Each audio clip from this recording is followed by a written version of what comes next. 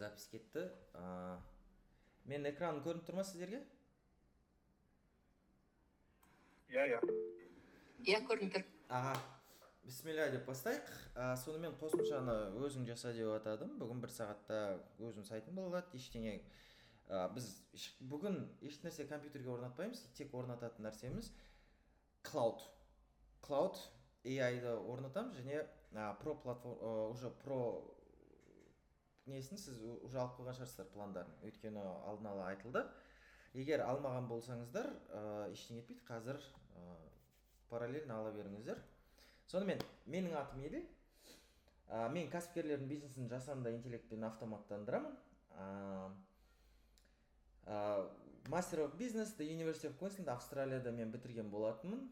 Болашақ түлегімін. DreamSkills, Санап платформалар негізін қалаушымын. Қазіргі күнге шейін ол істеп тұр. Өзім SDU-да, MITU-да, UAB-да лектор болдым. UAB-да MBA-ге сабақ бердім. Университеттің өзінде емес, яғни MBA-да. Осыдан 1-2 жыл бұрын тамаша даму деген кәсіпкерлердің қоғамы бар.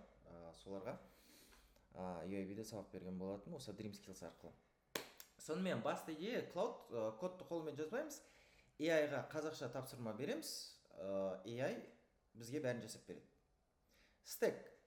Бұл жерде біз енді уақытымыз тығыз, яғни 3 апта 6 сабақ. Содан кейін біздер Next.js, Superbase және Vercel қолданамыз.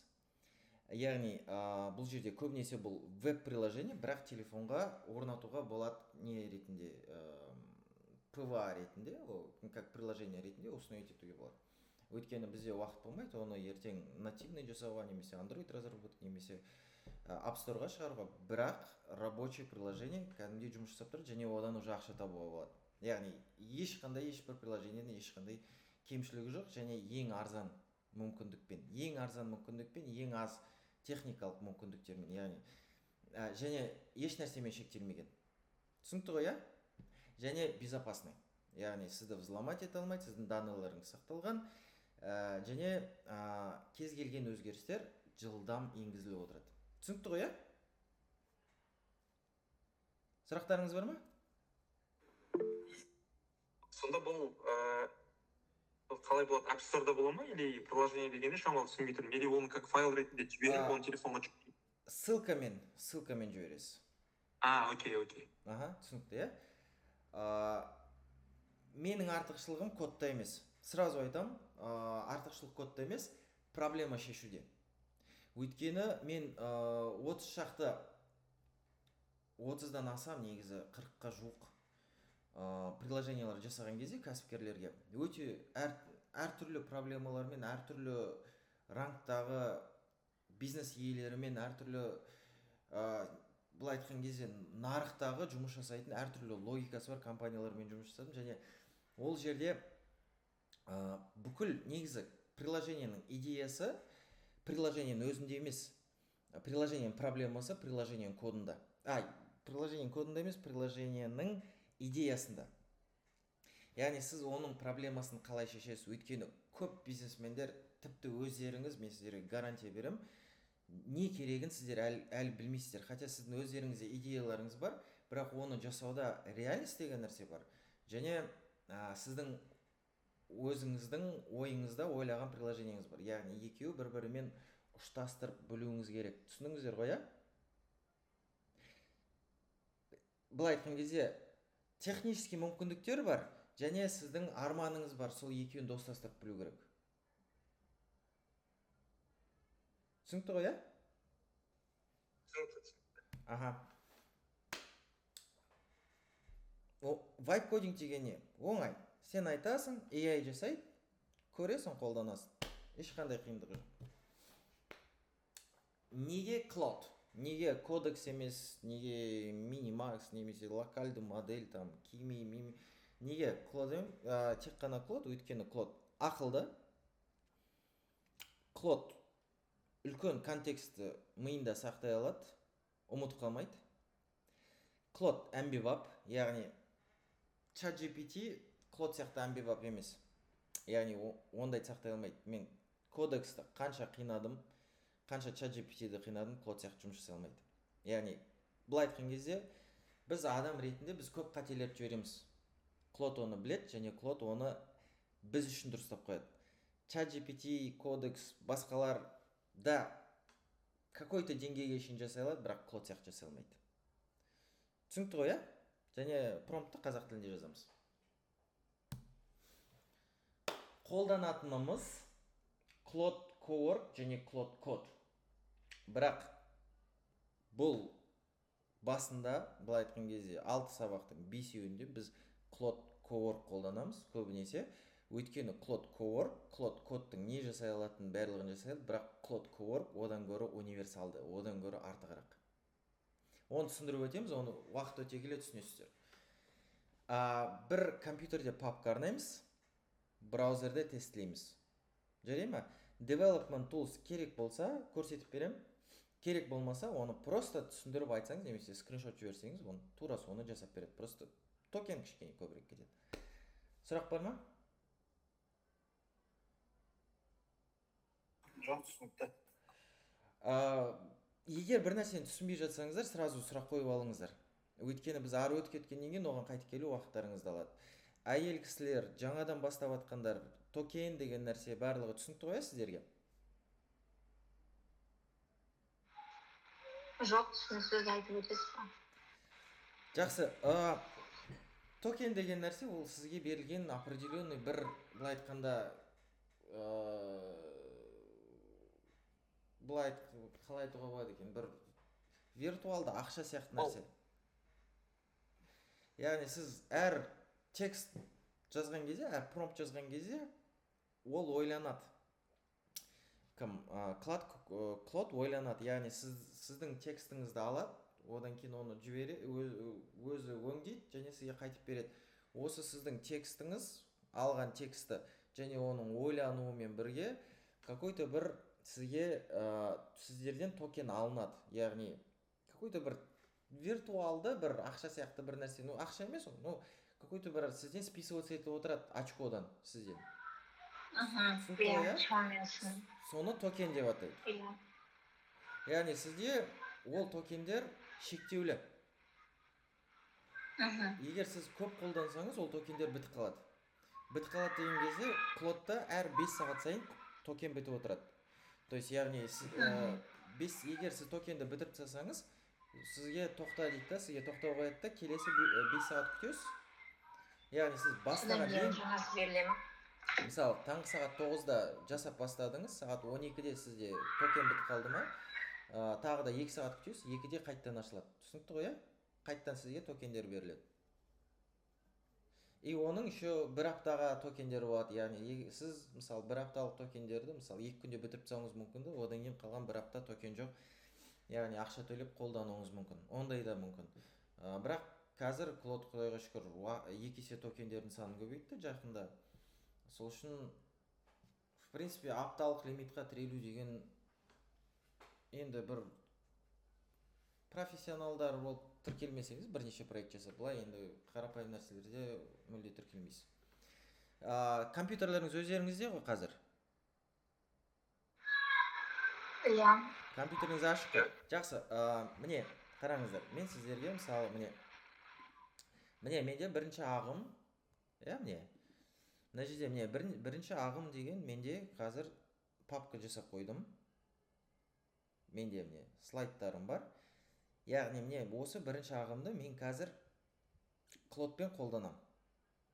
Түсінікті ғой, осының ішінде бүкіл, былай айтқан кезде бүкіл файлдар осының ішінде болады. Claude Cowork ол өзі сіздің папкаңызге подключаться етіп, ішінде файлдарды өзі өңдейді, өзі салады, өзі өзгертіп отырады. Түсінікті ғой, сіз былай айтқанда просто бұған бір папка беріп қоясыз, сол соның ішінде өзі жұмыс жасайды. Сұрақ бар ма?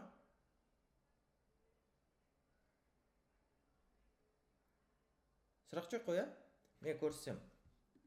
Мысалы, міне Claude, міне менде Cowork тұр, И мен мысалы, міне New Task. Көрініп тұр ғой барлығыңызға?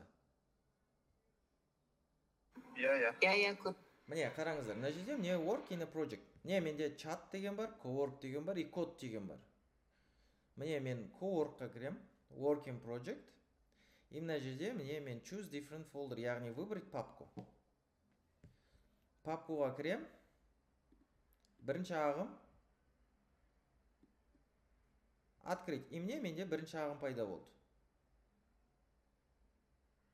И мына жерде мен уже оған жаза бере аламын. Түсінікті ғой, иә? Мысалы мен жазайын. Қазақша жазайын, иә, маған. Қарапайым. Білмеймін.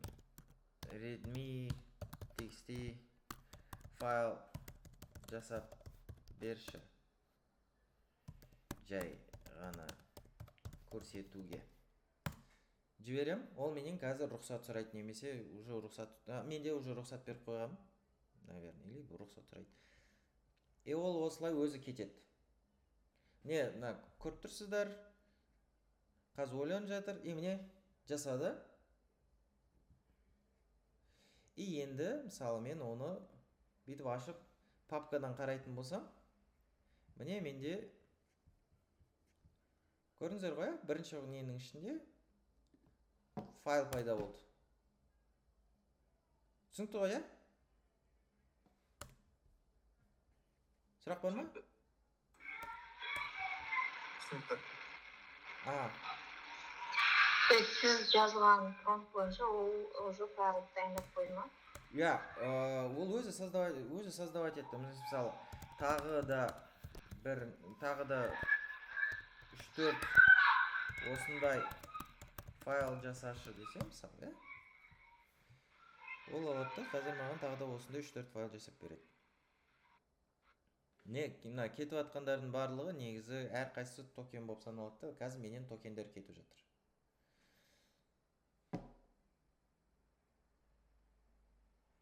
Cowork-тың артықшылығы осы да. Яғни міне бірнеше файл болды. И міне көрдіңіздер ғой, about, info, міне notes деген файлдар пайда болды. Көрдіңіздер ғой? Яғни өзі осы файлдарды жасап отыра береді. Ал мысалы чат болатын болса, чат қиын. Ал мысалы чатта ол тек бір ғана файл бересіз, міне, и тек сол файлмен қолданасыз. Ал Cowork-та папканы бересіз, және ол сол папканың ішінде өзі жасай береді. Яғни ол сенің өзіңнің жұмысың сияқты. Түсінікті ғой? Сұрақ бар ма?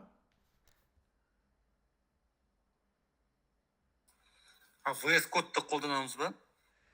VS кодты соңында қолданбасақ, өйткені VS кодтың орнына міне Cloud код деген бар, ол да терминалный, и осының ішінде қолдана берсек болады. Cloud кодтың ішінде, VS кодсыз. VS код мүлде керек емес. VS кодтың ішіне сіз жазып қойып жазсаңыздар болады, но смысл жоқ. Өйткені мынау проще, удобней. Түсінікті ғой? Сұрақ бар ма? Иә, түсінікті. Иә. Терминалмен қосуға болады ма сосын осыған? Телефоннан мысалға? Иә, болады. Бұл барлығын істейді. Ол жерде проблема емес. Мына жерде диспатч деген бар, диспатчпен қосып қойып, спокойно істей беруге болады. Оны соңында көруге болады. Вообще курсор деген нәрсе бар ше, мысалы. Мен VS кодты қолданбағалы, білмеймін, бәленбай уақыт болды ше, мысалы. Менде курсор деген нәрсе бар, мысалы. Мен бірақ курсорды қолданбаймын. Мен курсорды до этого қолданып жүрдім, қазір мен мысалы қолданбаймын. Хотя менде курсордан да ProPrite бар. Мысалы ше, мысалы есеп деген нәрсені мен мысалы курсорда жасадым ше. Бірақ ол маған керек емес, потому что мына жерде интерфейс, маған мынаның бәрін көрудің керегі жоқ вообще. Абсолютно ешқандай пайдасы жоқ маған көрудің. Мына жерде де мысалы менде Opus 4.8 тұр. Если мысалға бір жерінен қателесе, ол жерге барып дұрыстаудың онда көрінісі жоқ па? Жоқ. Кейде болады ғой, бір жер папка жоқ, вообще проблема емес. Оны көрсетем сіздерге. Оның барлығы через GitHub шешіледі. Вообще проблема емес. Единственное, бұның артықшылығы бар енді. Единственное, бұл жерде былай жасауға болады. Мысалы, мына жерде агент деп, мысалы, мына жерде дебаг қосуға болады, там планирование нәрсе қосуға болады. Ну, то же самое клодта да жасауға болады оны ше. То же самое клодта, ну, не болып кетті. То же самое мына жерде оны жасауға болады. Просто оны түсіндіріп айтасың, и ол оны жасап береді, болды.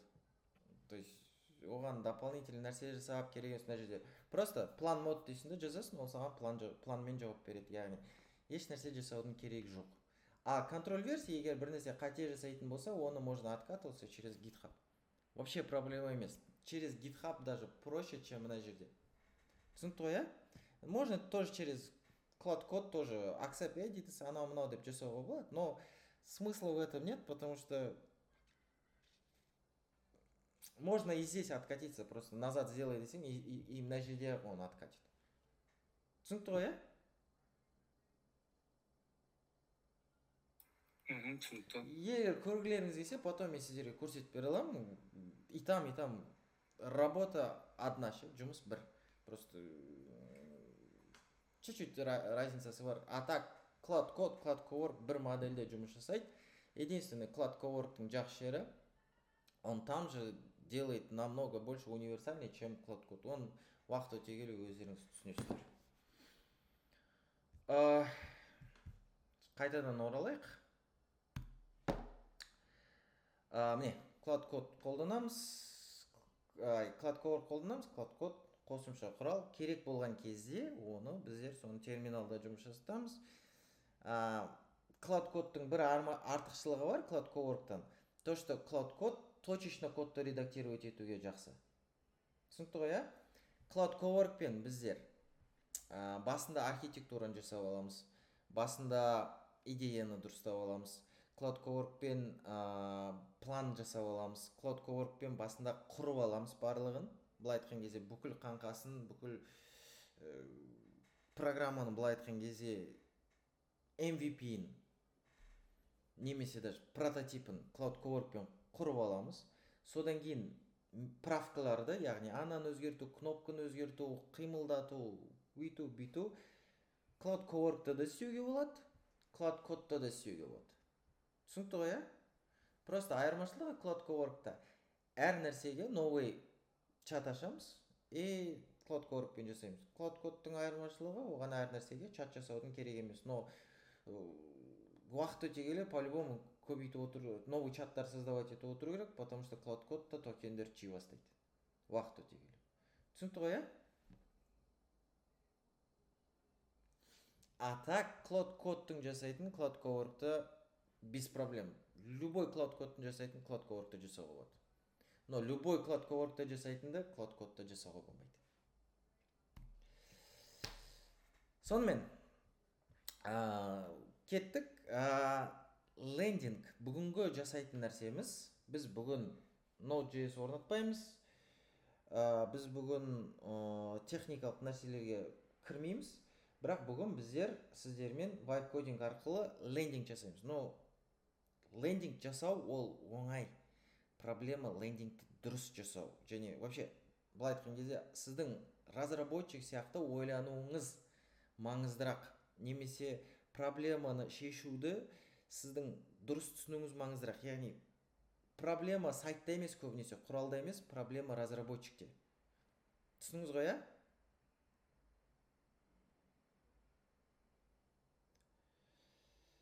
Дұрыс түсіндірдім ба, дұрыс түсіндірмедім ба? В общем, давайте былай істейік. Мен сіздерге промпт дайындап қойдым. Яғни маған ашық күлкі атты стоматология клиникасына бір беттік лендинг жаса. HTML, CSS, JavaScript қолдан, бір файл болсын, жоғарыда клиника атауы әзір. Мына бір жалпы демо алғашқы промпт.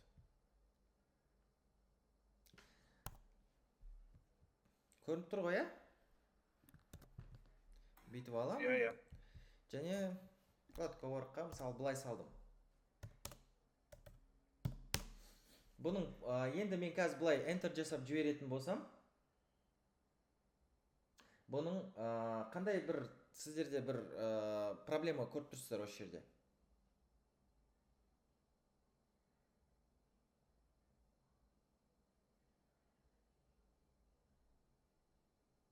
Осы промптта қандай проблема көріп тұрсыздар? Давайте былай айтайын. Вообще, разработка кезінде, разработка вайп-кодингпен қаңқасы осындай болады. Яғни бірінші приложение, любой лендинг сайт болсын, приложение болсын, нативный какой-то приложение болсын, любой нәрседе бірінші жоспар. Не жасаймыз, кімге арналған, қандай беттер керек, жасатып аламыз. Яғни ол документ. Жоспар это документ. Түсінікті ғой, яғни біздер Клодқа айтқан кезде бірінші мына жерге жазамыз. Маған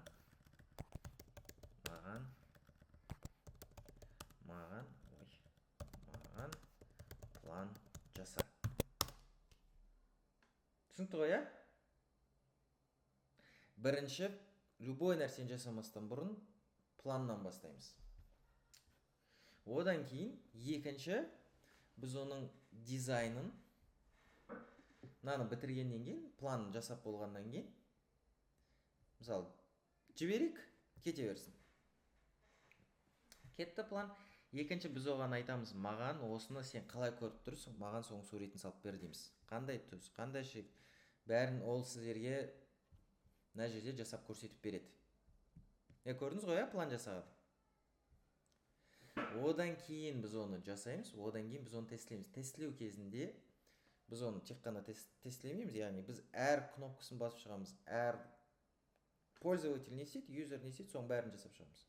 Яғни кіреміз, CRM-ға запрос тастаймыз, аламыз, email-ға подписка жасаймыз, ана кнопка, мына кнопканы басып. В общем, бүкіл не жасауға болады, бәрін жасап шығамыз және тестлейміз, что бір нәрсеге құлақ қалмады. Түсінікті ғой, бәрі дұрыс жұмыс жасаған үшін. Түсінікті ғой, Сұрақ бар ма? Түсінікті. Түсінікті. Міне, мынау бізге план жасап берді. Біреу кіріп жатыр ма бізге? Жоқ, кіріп жатқан жоқ екен. Міне, жасады, окей. Но мына жерде біз шын айту керек, стоматологияға лендингті жасап көрген жоқпыз. Не, мен жасап көрген жоқ, сіздер жасап көрдіңіздер ме стоматологияға лендингті? Жоқ. Сол үшін всегда маркетинговый зерттеу жасаймыз. Яғни, түсініп тұрсыздар ғой, приложение жасамастан бұрын, приложениеға кіріп сразу бүйтіп, давай делай, мне HTML жаса, анау деп еместен бұрын, бірінші біздер барамызда тексереміз нарықта вообще қандай стоматология клиникалары бар, и олардың сайттары қалай жасалған. Яғни, кнопка қалай орналасқан, бір суреттер қалай орналасқан,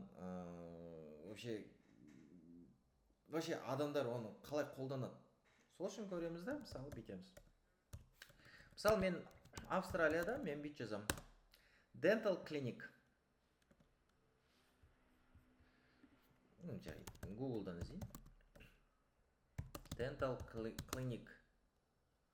Google'дан іздедім, міне менде шықты. Мен уже заранее дайындалып, мысалы, бірнешеуіне кіріп тексеріп қойғанымша.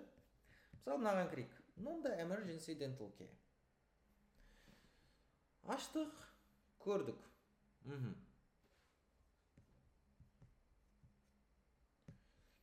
Қарадық. Яғни бірінші мына жерде мынау ең басында сіздерге көрсетіліп тұрған нәрсе мынау. Бұл hero image деп аталады.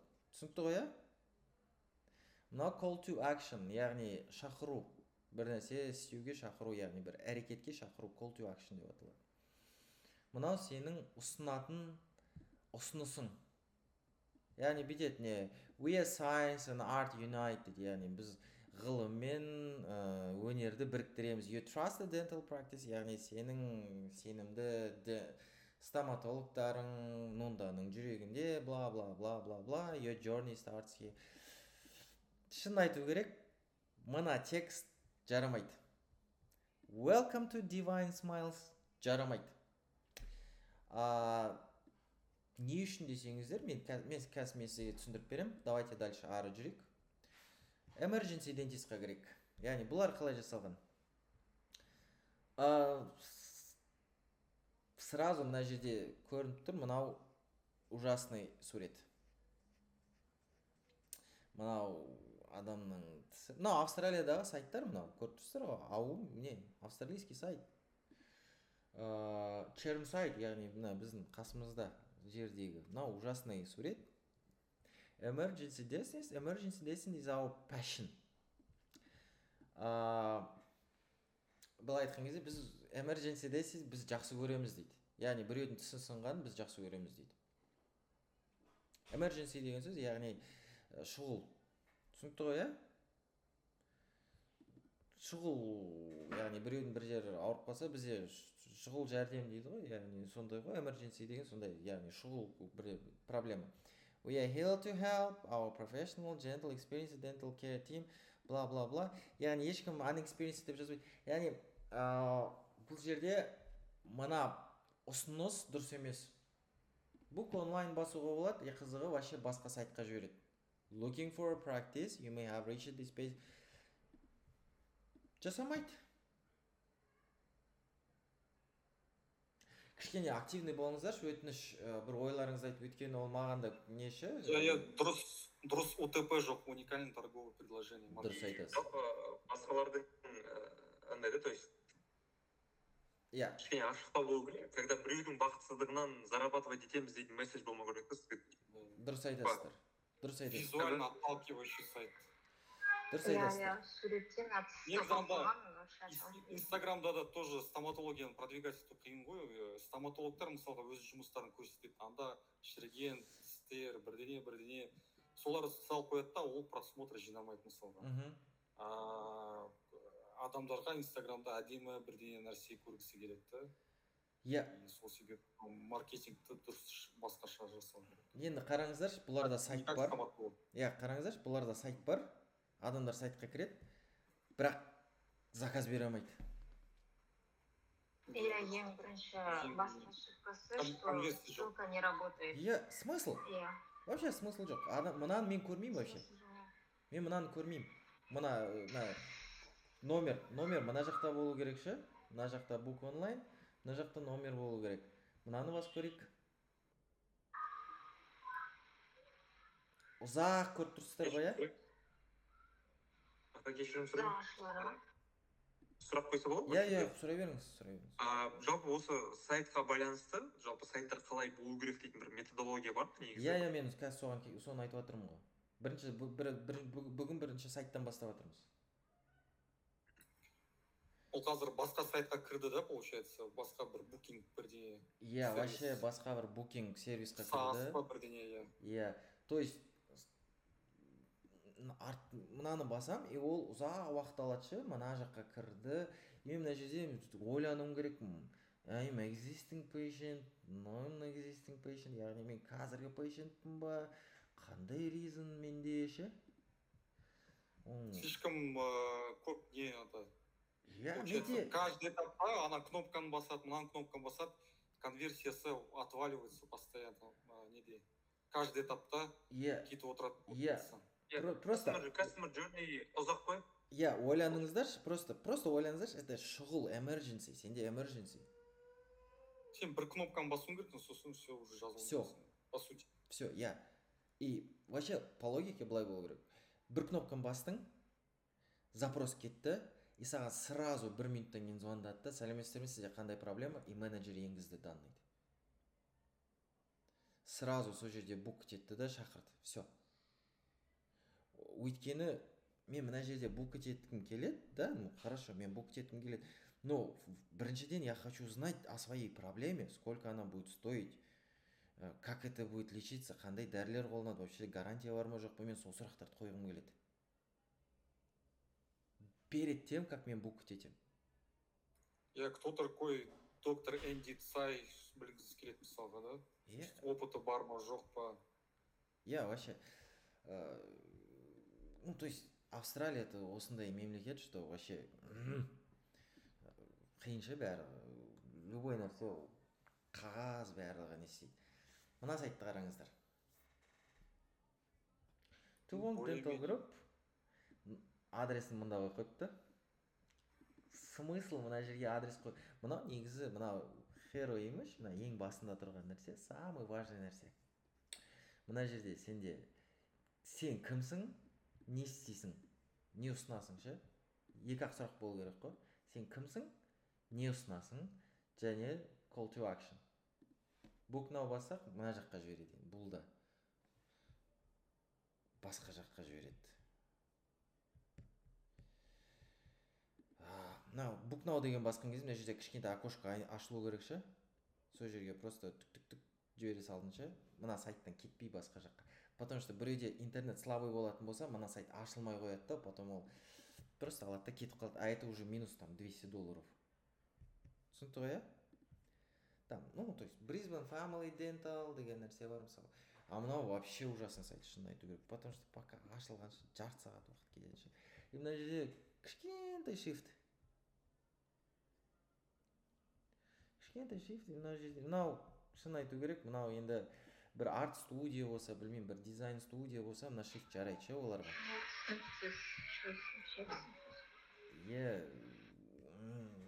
Бір семейный кафе болса, білмеймін, сондай бірдеңе болса, бұл еще жарайды. Ну, стоматология, айналайын, тістің суреті, білмеймін, тістің суреті болмаса да бір какой-то бір намек болу керек қой тіске ше. Осы сияқты. В общем, давайте неге оралайық қайттан ше.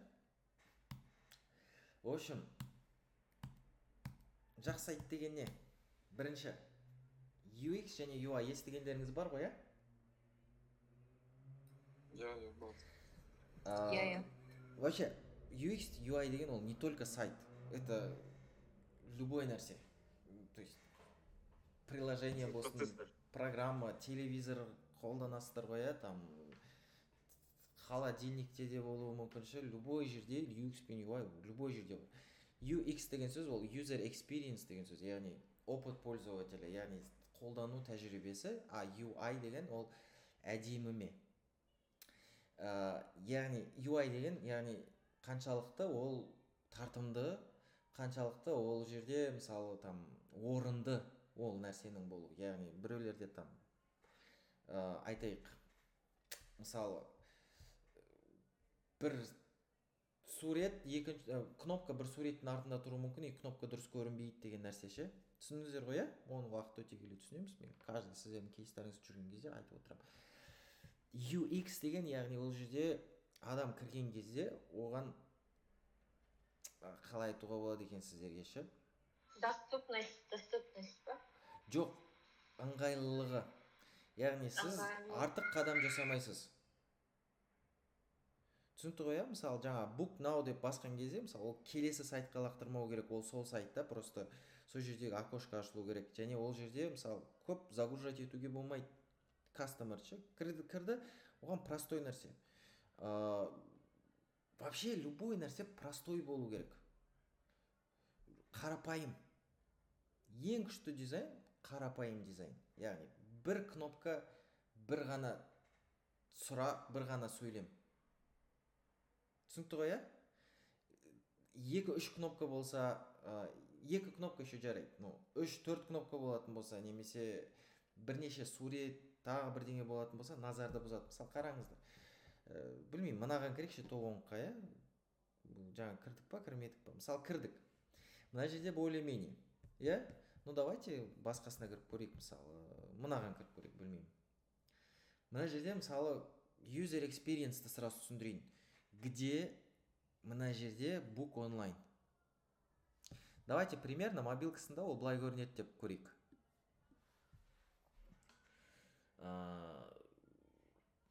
Примерно телефонда осылай көрінеді. Енді book online деген кнопка мына жерде. Көріп тұрсыздар ғой, А user experience бойынша негізі идеальный ол мына жерде тұру керек ше. Book online и мына жерде телефон. Мына жерде сурет, астында тісіңді жөндеп береміз, сапалы, арзан, 20 жыл опыт деген сияқты ше. Түсінікті ғой, И мен мысалы төмен түскен кезде, мысалы, Brisbane CBD бірдеңе, мынау маған ешқандай керегі жоқ. Мына ақпарат ешкімге керегі жоқ ақпарат. Мен мысалы бұл үшін артық бүйтіп бұл былай айтқанда мені шатастырады. We listen, deliver quality care and positive experience. Яғни біз тыңдаймыз сізді, біз сізді сапалы жасаймыз және сізге позитивті тәжірибе сыйлаймыз. Яғни қай компания біз сізді тыңдамаймыз деп айтады. Немесе қай компания біз сапасыз жасаймыз деп айтады. Немесе қай компания біз сізге негативті тәжірибе береміз деп айтады. Brisbane CBD Dental Clinic provides itself in general cosmetic comprehensive delivered in a comfortable environment. Яғни біз бәрін комфортта жасаймыз, косметически жасаймыз, жалпы жасаймыз, мынау. Яғни мынау бүйтіп алып, просто Ctrl Delete керек емес ақпарат. New patient deal just 220. Мынау өте маңызды ақпарат. Мына жерде былай тұру керек. Сіздерге осындай ұсынамыз, book now, мынау, и астына текст тұру керек. Жаңа несін ба? То тогда жаңа patient deal осындай деп ше. Сразу. Өйткені мынау қызық адамға. Deal деген сөз, яғни ол комбо деген сөз ғой. Яғни консультация жасайды, full examination, X-ray, dental clean, барлығын жасап береді $220. Ну, более-менее уже керек, қызықты. Я? Ну, в общем, енді мына суреттер ужасно еді. Мына суреттер сапасыз. Өте сапасыз суреттер, яғни әдемі сурет қою керек. Мынау өте маңызды. Мына маңызды, негізі ол мына жерден кейін, мына жерде екіншісі тұру керек. Мына жерде тук-тук-тук-тук-тук-тук-тук ше. Мына ақпарат тұру керек. Именно не істейді, мысалы, мына жерде көрді, төмен түсті, бүкіл сервистарды көрді. Түсінікті ғой, Мынау керек емес. Why we are different, мынаны ешкім оқымайды. Сенің тәжірибең, сенің денсаулығың біз үшін топ приоритет. Ол елдің бәрі айтады ол. Бізде арзан, бізде репутация, comfortable environment, яғни ортамыз там комфортный, capable hands, яғни бізде профессионалдар жұмыс жасайды. Trustworthy relationship, яғни сіз бізге сене аласыз, бла-бла-бла. То есть, why we are different, бірақ why we are the same with everybody. Неге біз елдің бәрімен бірдейміз. Ладно, критиковать етпей ақ қояйық, но шынын айту керек. Вообще, әртүрлі цвет. Мынау еще мешать етіп тұр мынау. Мынау ше, мынау. Бірдеңені оқиын десем, міне, мешать етеді ше, маған көріп тұрсыздар ма? Мен бүйтіп крутить етуім керекпін ше. То есть, менің экспириенсім онша емес бұл мен. Түсінікті ғой, Иә. Окей. Вообще, қайттан алайық. Unique Selling Proposition, яғни жаңа сіз айттыңыздар УТП, яғни уникальное торговое предложение. Вообще, уникальное торговое предложение деген көп адамдар түсінбейді. Мен өзім маркетологпын, және мен оны жақсы түсінемін. Және мен сіздерге оны түсіндіріп бере аламын. Яғни ол сіздің былай айтқан кездегі тек сіз ғана жасай алатын нәрсе. Вот это почему он уникальный? Потому что тек сіз ғана жасайсыз. Торговое предложение деген сөз уникальный продукт. Торговое предложение деген просто продукт деген сөз. Яғни уникальный продукт немесе уникальный сервис. Яғни вот сенің сервисің басқа ешкім жасай алмайды. Вот что ты даешь такого, что басқа ешкім жасай алмайды, и поэтому саған келуім керекпін. Вот сұрақ, не үшін мен сені сатып алуым керекпін деген сөз ғой.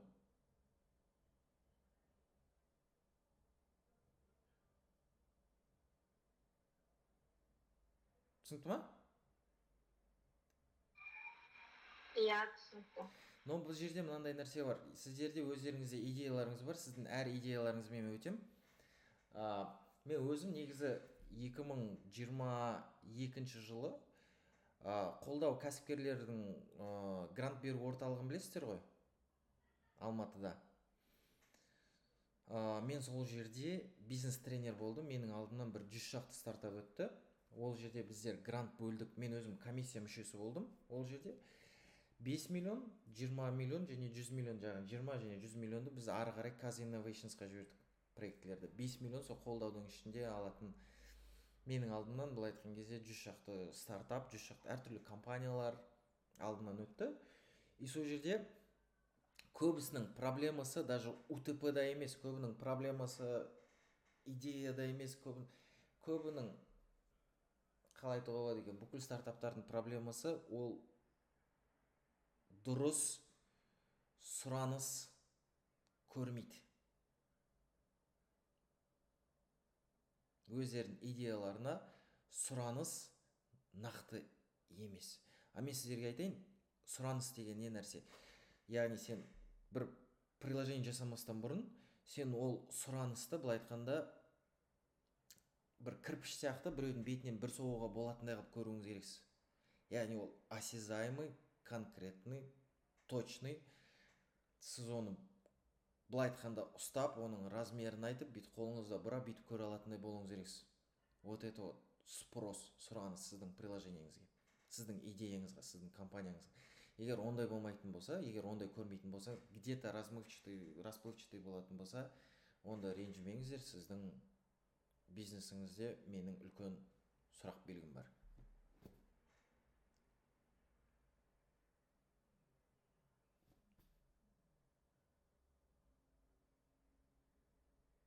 Сұрақтарыңыз бар ма?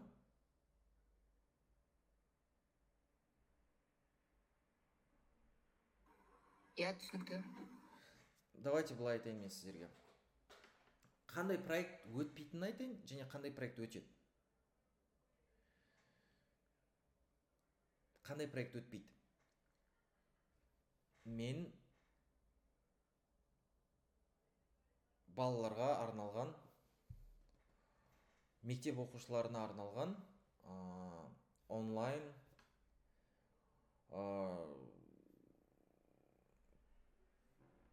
ЕНТ-ға арналған онлайн тестілер сатам. Өтпейді.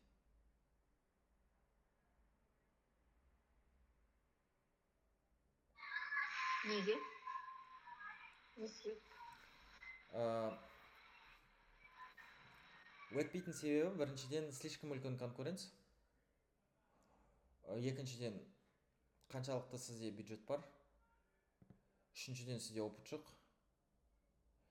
Төртіншіден, сізде ЕНТ-ның базасын барлығын ұстап отыратын команда керек. Он постоянно обновлять етіп отыратын. В общем, өте көп переменналар бар, из-за чего сіздікі өтпейді. Не өтуі мүмкін? Мысалы, Қазақстанда келесі жылы, мысалы, GDP деген стандарт еніп жатыр аптекаларға. Good Delivery Practice деп аталады.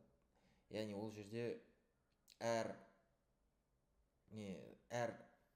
аптекаға жаңағы дәрінің келуі, яғни оның тасымалдануы кезіндегі және сақталу кезіндегі миллион требования бар. Яғни оның холодильникті ашқанда қанша секунд ашуға болады. Холодильниктің жоғары жағында ма, орта жағында ма, төмен жағында ма сақтауға бола ма, болмай. Терезе, аптекадағы терезе қандай размерде болу керек. Аптекадағы ауа температурасы қандай болу керек. Ылғалдық қандай температурада болу керек. Жарық қандай, жарық көздерін қолдануға болады, қандай қолдануға болмайды. Склад болатын болса, температурный картирование. В общем, айтқан кезде миллион требованиялар бар. Одан бөлек соптар бар әртүрлі. Одан миллион документтер бар оны жасайтын. Оны яғни compliance деп атайды. Яғни, егер осыларға сіз решение беретін болсаңыз, вот это өтеді. Потому что оларды артынан мемлекет қолап отыр, тема жаңа. Және айтқан кезде компаниялар о жерде аз. Мүмкін бір-екі компания жұмыс жасайды. Примерно түсініңіздер да, что спросты конкретно көруге болады, оны ұстауға болады, және сонымен біреудің бетінен былай айтқанда бір соғуға болады нәрсе. Сондай спрос көрсеңіздер, ондай кезде идеяңызды жасаңыз. егер ондай көрмейтін болсаңыздар, онда идеяңызды қайтадан ойланып дұрыстаңыз. Окей? USP деген шақ нәрсеге жауап береді. Не, кім, неге? УТП дейді, яғни уникальды товар, уникальды сервис. Не, яғни не ұсынасың, кімге ұсынасың, неге ұсынасың? Неге дәл сен? Почему? Негізі осы үш сұраққа жауап жаңағы сайттардың бірінші херосында тұрса, және екі кнопка тұрса, яғни бізге звонда және бронда дейтін болса, болды. Жетеді. Келісесіздер ме? Иә. Адам вообще сайтқа кірген кезде 5 секунд уақыт беріледі. 5 секундтың ішінде ол егер сен сайтыңды түсінсе түсінді, түсінбесе шығып кетеді. Сайт аударылған пирамида жайында. Яғни мынау үсті жағындағы деген сөз, мынау пирамида вообще это маңыздылығы. Яғни қаншалықты маңызды ақпаратты қай жерде беру керек. Ең үлкен маңызды ақпарат ең үстінде. Одан кейін одан ары маңызды төмендеу, одан маңызды төмендеу, одан маңызды төмендеу, ең маңызды жоқ ақпарат ең астында. Өйткені статистика бойынша адамдар кез келген сайтқа кірген кезде, мысалы, мен өзім универдің сайтына кіріп кеттім ғой. В общем, ашылы. В общем, мына жерден бүйте салайық. Біреу есік қағып тұр ма бізге?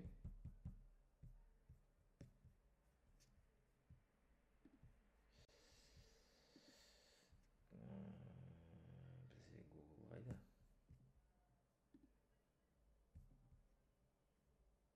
Мұнда ғой да?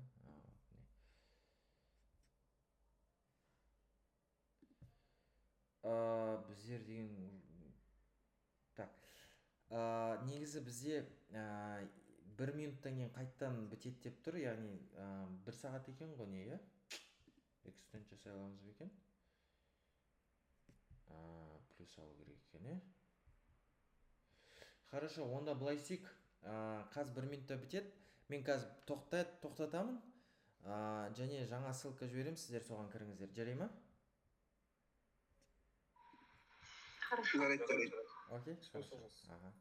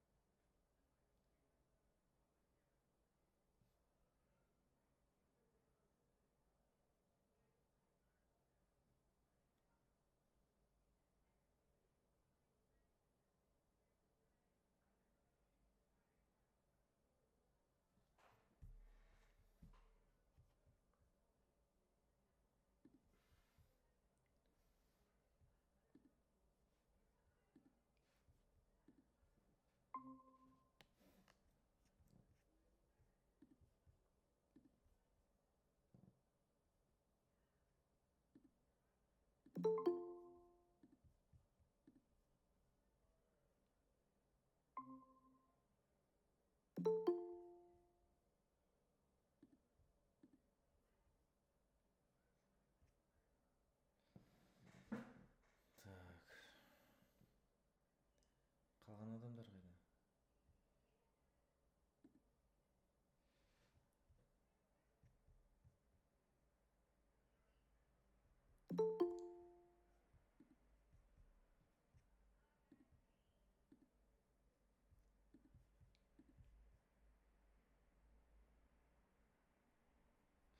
Так, жалғастырайық.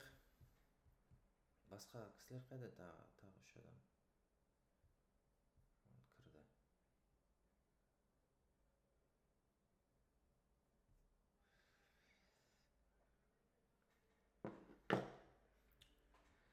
Call to action. Кнопка. Call to action. Ол қандай болу керек?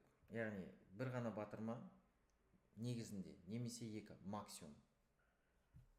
Сіздер көріп тұрған жоқсыздар, иә? Қазір мен шер жасайсыз. иә, қазір.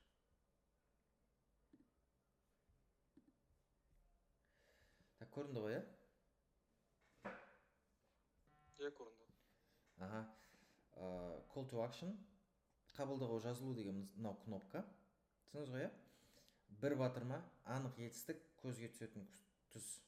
Яғни бұл жерде просто болмау керек біз туралы ақпарат білу немесе андай мындай емес, жазылу, қабылдауға жазылу, звондау.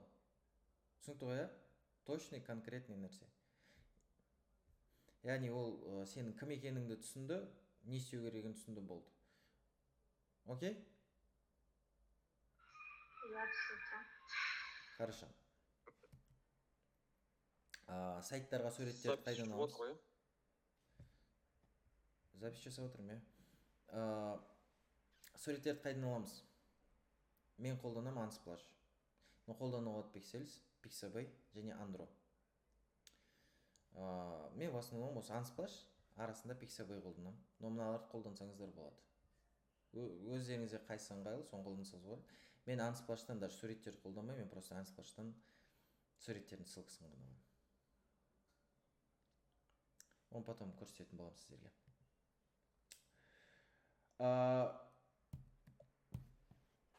Қарапайым, анық бір әрекет. Түсінікті ғой, иә? Енді приложенияларға сіздерге сразу түсіндіріп өтейін. Әрқайсыңыздың өздеріңіздің идеяларыңыз бар. И мен сіздерге айтайын, ең көп адамдар, маған келген адамдар қандай идеямен келеді десе, екі жақты бір-бірімен таныстыратын идеямен келеді. Яғни былай, мен мысалы шаштараздарға приложение жасаймын дейді.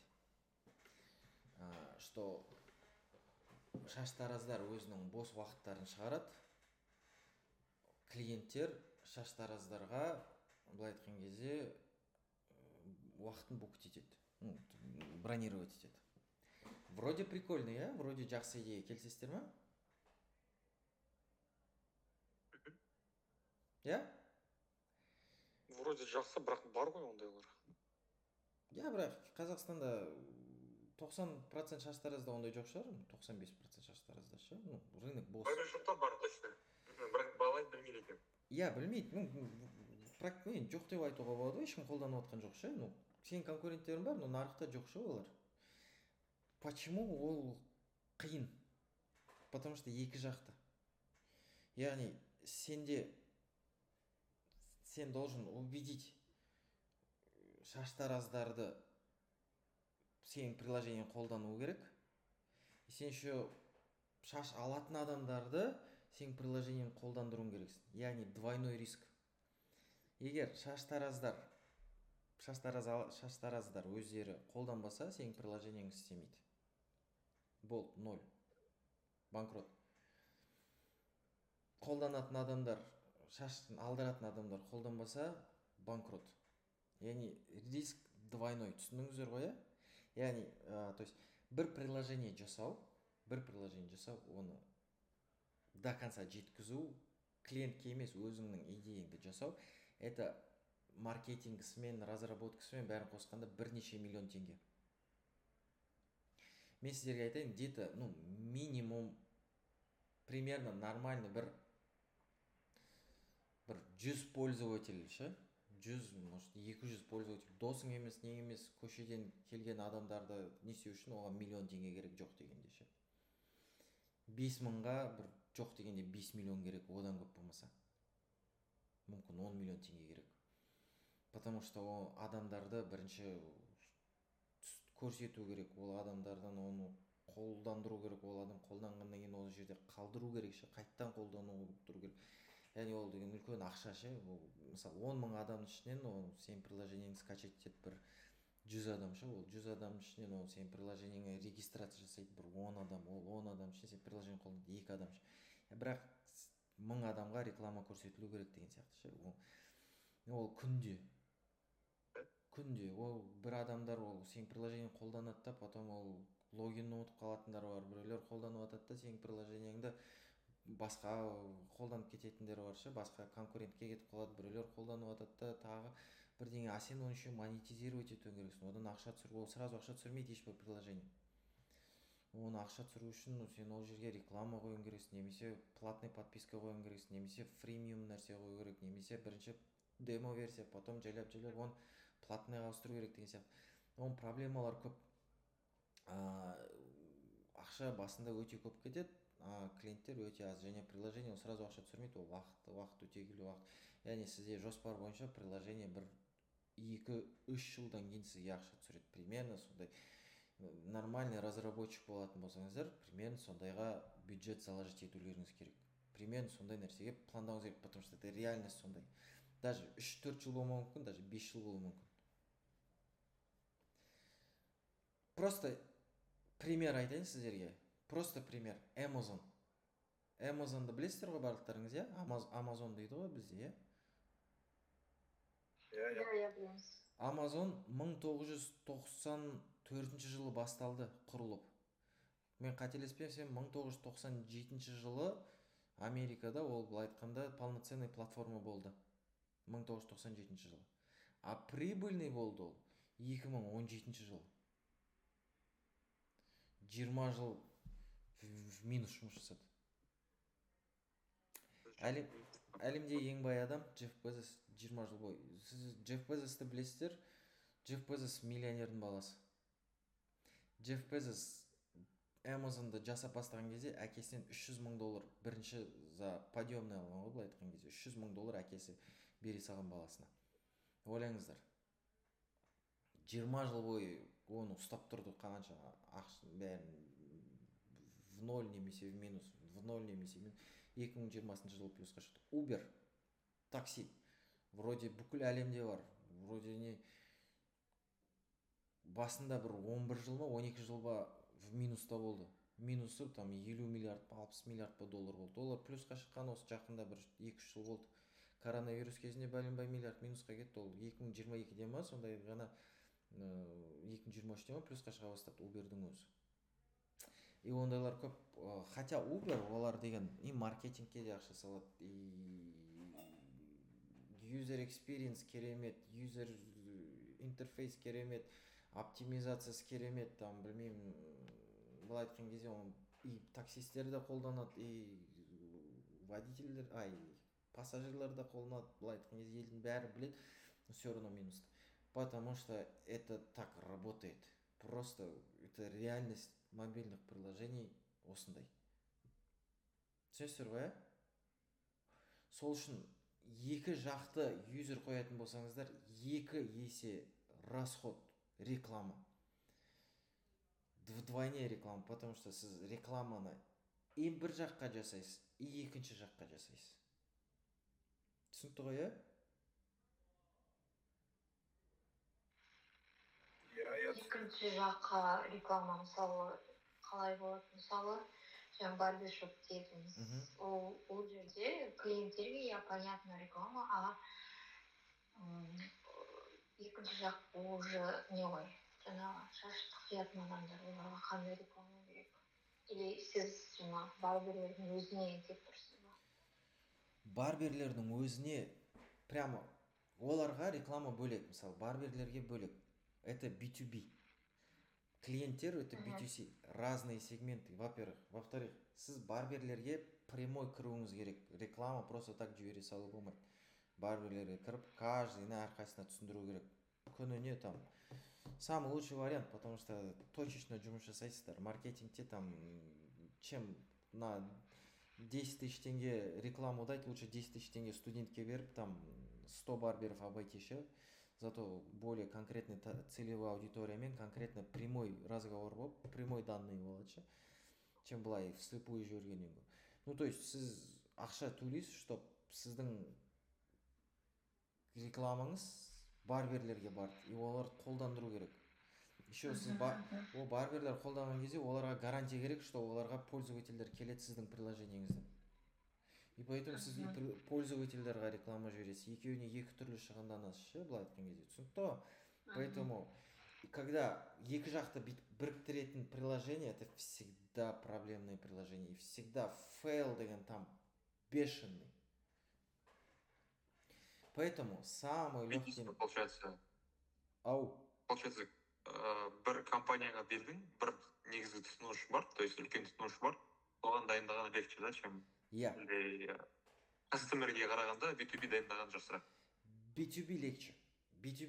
Вообще приложение жасасаңыздар, естеріңізде болсын. Когда вообще, давайте былай айтайын, B2B-да проблемасы бар, потому что B2B-де у тебя заказчик один. Бір ғана заказчик бар, и сен оның былай айтқан кезде бүкіл жағын майлауың керексің. Потому что сенен басқа оған ұсынып атқан тағы бірнеше разработчик бар. И почему ол сені алу керек, яғни сенде продажа заграв жүреді ғой. Типа договоренность, там, все, еще сумма большая, там, чем, мысалы, клиентке қараған, ну, то есть B2C-ге қарағанда, условно говоря, өйткені B2C-де подписка сатсаң, условно говоря, как это приложение, а ол жақта енді жоғары болады. Былай ғой, давайте былай айтайықшы. B2B-де вообще, B2B-де істеместен бұрын, сен сол B2B-де либо жұмыс жасап көруің керексің сол жерде ше, сол именно олардың істеп жатқан нишасында, чтобы конкретно знать, какую проблему они имеют, чтобы им предложить решение. Мысалы, там майнинг саласында жұмыс жасаңыздар, майнинг деген ол ана жерді қазу ғой, жердің ішіндегі ана ископаемыйлар шығару, я, там көмір болсын, там темір болсын, там білмеймін, алтын деген сияқты бәрі майнинг ше. Мысалы айтайық, көмірдің сферасында бір приложение жасап оларға сату үшін сен білуің керексің, қазіргі кезде қандай көмірдің приложениялары бар вообще.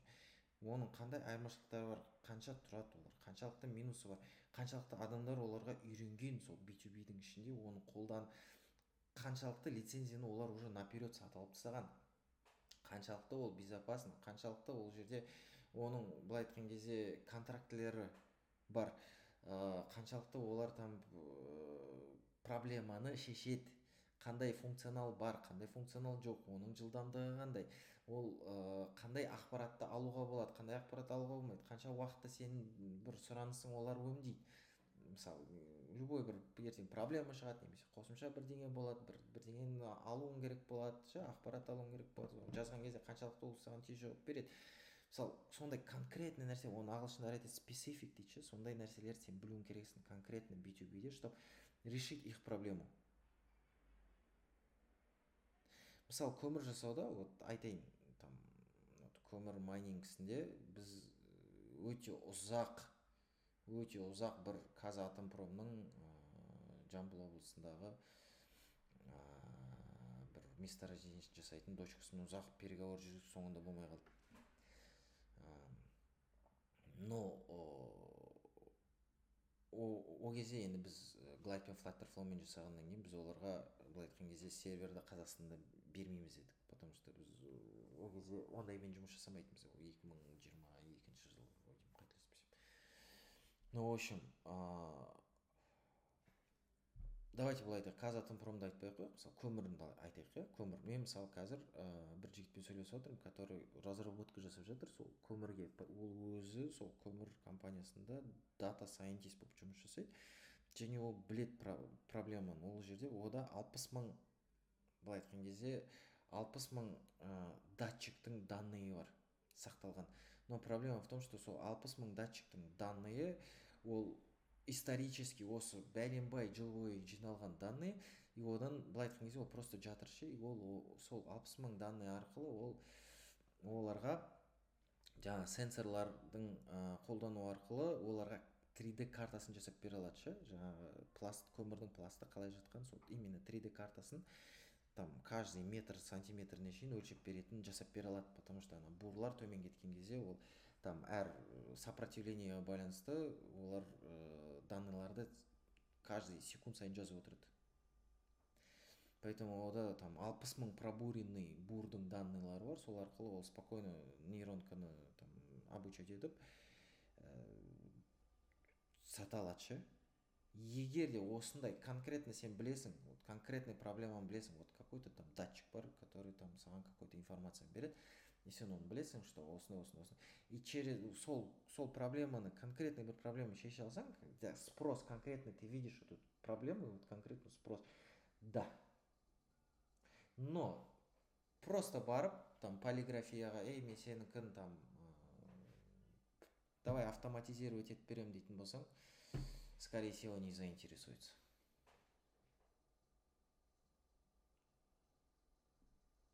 Түсінікті ғой, B2B-де тағы бір проблема бар. Мен сіздерге айтайын, оны көп адам айтпайды, ол негізі бизнес-аналитиктің жасайтын жұмысы. B2B-дің ең үлкен проблемалардың бірі, сен приложение жасап бересің, но олар бір жылдан кейін бір функционал қосқысы келеді.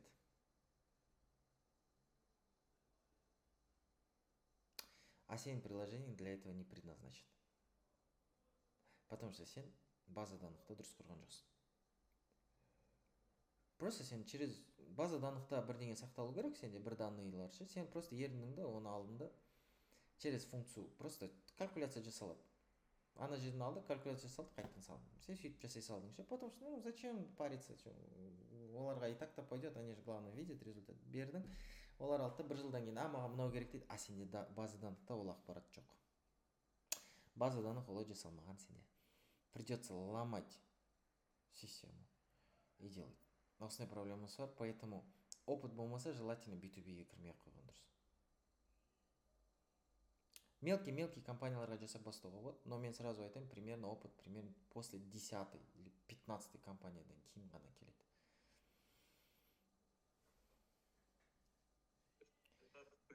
Компаниядан кейін ба? Бірталай компаниядан, потому что по-любому 10-15 компания жасау үшін шамамен 2 жыл кетеді. 2 жыл кеткен кезде примерно 2 жылда сол біреулердің правкілер шығады, біреулер тағы бірдеңе функционал қосқысы келеді, біреулер бірдеңені алып тастағысы келеді, тағы біреулер бір филиал қосқысылары келеді, біреулер там білмеймін складты бөлгілері келеді деген сияқты ше. Көп нелер шығады, олардың требованиялар шығады, маған бүйтіп бер, маған сөйтіп бер, мынаны бүйтіп бер. А из-за того, что сен изначально это не знал, что специфика рынка такая, и сен не заложил фундамент правильный, а потом сенде вот такая проблема, и сен уже ешнәрсе жасай алмайсың. Либо ломай его, и потом сен бір нәрсені сындырасың, вроде как бы починил, а там 2-10 кетті ше, домино сияқты, басқа бүкіл функционал бәрі сынып қалды. Ананы жөндейсің, анау сынып қалды, ананы жөндейсің, анау сынып қалды, ананы жөндейсің, анау сынып қалды, ананы жөндейсің. Потому что бәрі бір-біріне байланысты ше ол. Түсінікті ғой, Самый простой вариант, это либо кішкентай компанияға жасау, либо бір кішкентай компанияға жасап беру, какой-то бір қарапайым бір-екі процесті жасап беру, либо өзіңнің сервисіңді B2C-ға жасау. Самый простой вариант, сенің компанияң сервис жасайды. Мысалы айтайын, там ремонт телефонов. Сен өзің телефон жасаумен айналысасың, сен өзіңе лендинг сайт жасадың и рекламаға жібердің Google-ға. Просто адамдар сайтқа түсті, саған заказ берді, сен жасадың. Или там, я не знаю, любой какой-то сервис. Ремонт диванов, полировка машин, мобильный шаштараз. Главное, сен өзің жасайсың. Сен компанияң, не знаю, оформление праздников. В общем, любой нәрсе, когда сен оны өзің жасайсың, сенде өзің приложениең бар, адамдар қолданады, И пошел. Вопросы?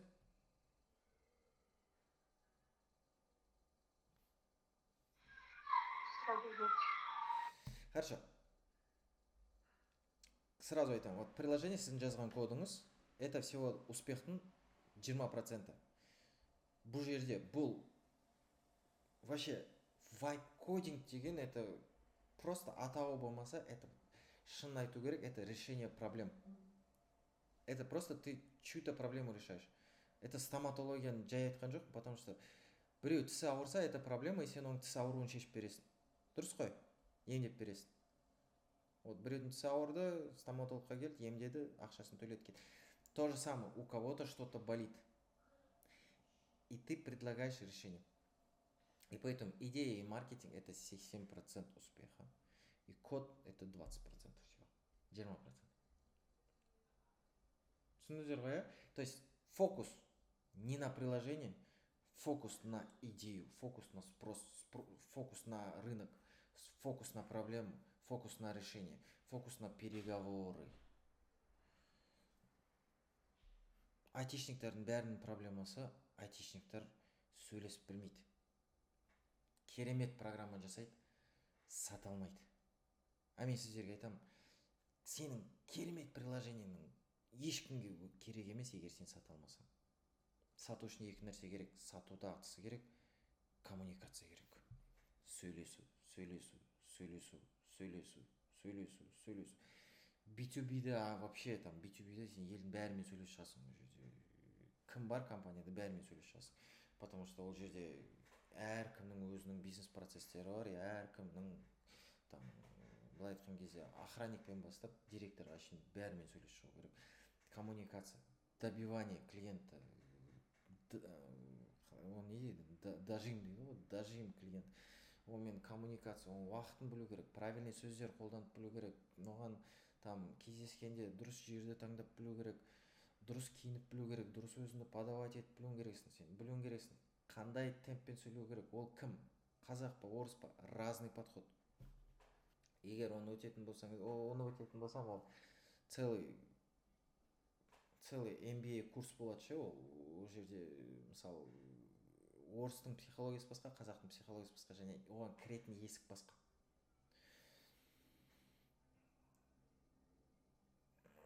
Мысалы орысқа мысалы айтайық, давайте былай айтайық, қазаққа кірген кезде қазақтың жағдайы осындай патриоттық нәрсе айтсаң өтеді. Орысқа қазақтың жағдайы патриоттық нәрсе айтсаң, стой, мне не надо, сколько стоит дейді. Яғни совершенно разные нәрсе. Поэтому фокус, идея, как ты его будешь продавать, стратегия маркетинга. Где ты будешь рекламировать, қанша ақша, қанша клиент, финансовый, с точкой безубыточности, қанша клиент болса, мен нольге шығамын. Фокус сонда. На развитие бизнеса, фокус сюда. А на сайт, на самом деле, всего 20%. Неважно, супер крутой идея болсын. Сата алмасаң, никто не купит. Түсінікті ғой, иә?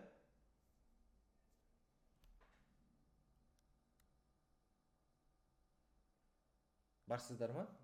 Ұйықтап қалған жоқсыздар ма? Түсінікті. Ага. Вообще келесі сабақтарда қазір біздер давайте сіздермен сәл артығырақ уақыт алайық, да? Қазір сайтты жасаймыз.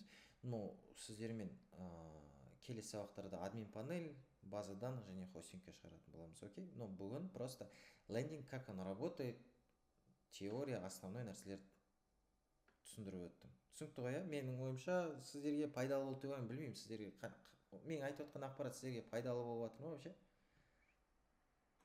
Өте пайдалы. Андай кішкене реалистік жақын әңгімелер. Я витать керек емес, витать в облаках емес. Реальность, конкретно вот реальность бар, реальностьпен ты с этим работаешь. И насколько ты понимаешь это реально, настолько и ты проблему решаешь. Запись жүріп жатыр ғой, иә? Иә. Мен жиырма дейін жоспарлап едім уақытты. Мен Австралияда, мысалы, қазір NDIS деген компания бар, яғни National Disability Insurance бірдеңе, короче, атау. В общем, соның былай айтқанда ол компания не береді, тендер береді басқа компанияларға, кішкентай компаниялар, ол госкомпания ғой, кішкентай компаниялар, олар NDIS провайдер дейді, олар солардан ұтып алады. То есть клиенттерді алады, яғни ол жерде кәрі кісілер немесе инвалидтер соларды алады және соларға қарайды. Agent, support carer деп аталады, яғни support worker дейді. Олар барады, соны қарайды, тамағын береді, дәрісін береді, жуындырады, тамақ ұйықтатады, шығартады. В общем, былай айтқан кезде баласы не істеу керек, соны біреулер жасайды. Бұл жақта енді баласы мен семьясы басқаша, Қазақстанда сияқты емес. Жерде кәрі кісілер көбінесе жалғыз өздері алып қояды. Сол үшін инвалидтер жалғыз өзі алып қояды. Сол үшін сырттан келген жаңағы мемлекет ақша төлейді, адамдар жасайды. Проблема в том, что барлығы Excel'де, барлығы там бір Excel'де payroll, бір Excel'де timesheet, бір Excel'де там олардың туралы ақпарат, бір Word'та там олардың care пландары, олардың task-логтары бір Excel'де. В общем, бәрі жан-жақта. Түсінікті ғой, Мен бұл жаққа кірген, мен бұл компанияға кірген кезде, мен вообще бұл компанияға operations болып кірдім. Operations manager болып кірдім. Но мен ана проблеманы көргеннен кейін мен оларға ұсындым. Сендердің бәрі мына жақта, оның барлығы отырсаң деген бір 4-5 сағат алады. Бәрін бірге біріктіріп, еще қанша human error бар, бір платформада барлығын жасай аламыз. Бір ғана жерден сразу дэшборд бәрін көрдім, проблема жоқ ешқандай. Давай дедім. Түсінікті ғой, B2B, да. Потому что я вижу проблему, конкретную проблему вижу, конкретное решение дал. Все, пошло. Еще даже өзіміздің жұмысымызды осылай оптимизировать етсек болады ғой негізі. Вообще в идеале солай. Өзіңіздің жұмысыңызда, потому что сіз жұмысыңызды сізден артық ешкім білмейді. В идеале солай. Давайте жаңағы не жасады, жаңағы көрейік біздер. Бірдеңе жасап жатыр еді. План, Запись жүріп жатыр ғой, Запись жүріп жатыр, Не, мысалы, мынаны жасады, сосын мен айтам. Жарайды, мен әйтеуір бірдеңелер жасадым, әйтеуір мен бүйтіп айтам. Например, жаңағыны айтам, мен жаңағы по принципу перевернутой пирамиды жаса, там маған call to action жаса, хейдерға там UTP қой, анау-мынау. В общем, допустим, бәрін жасап алдық. Айтамыз да, хорошо. Мен айтам, жақсы. Жаса. Файлды.